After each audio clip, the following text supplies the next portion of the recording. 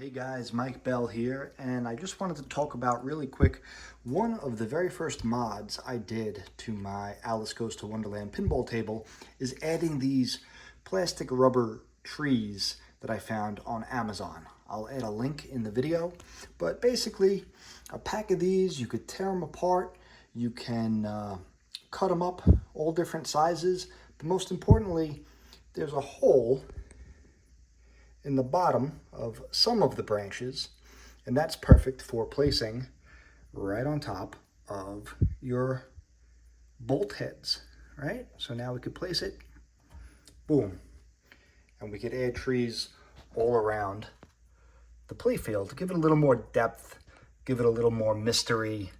The balls going behind objects always just adds a little more interest to the table.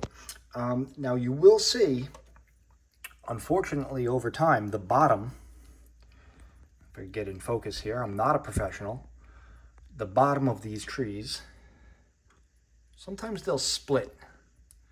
The plastic will split. And if the plastic splits, you see that little gap there? If the plastic splits, they're not going to sit as tight on top of the bolt heads, right? And they'll loosen up and they'll just kind of fall off if you try to move your pinball table field around. So what I did was I ordered a pack of these black hair ties for girls or boys, whatever you're into. And these are little just rubber bands that will wrap around the base of your tree. You could wrap it around the base. If it's not holding on as tight to the bolt head as you had hoped, you could wrap it around and that'll tighten it up a little bit. This way, if you have cracked plastic, this will keep it tighter around the bolt so that you can place them wherever you want. And if you move your play field, if you have to get underneath it and you pull it up and all that stuff, the trees aren't going to fall over as easily. And I also updated my drain lanes with 3D printed rails that I got from a creator off of eBay or Etsy. I forget which one, but I'll add the link when I find it.